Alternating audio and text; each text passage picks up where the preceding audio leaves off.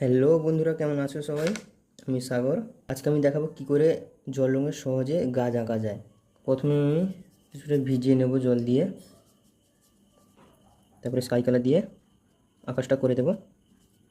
যেটা করব, lemon yellow নতুন নতুন জল রং শিখছো তাদের জন্য আমি একটাই কালার দিচ্ছি, এটা স্যাপ গ্রিন। এখানে উপরে যেটা দিয়েছিলাম জলের সঙ্গে মিশে যাচ্ছে। জল রঙে প্রথমে একটা জিনিস মনে রাখতে হবে, ভয় করলে চলবে না।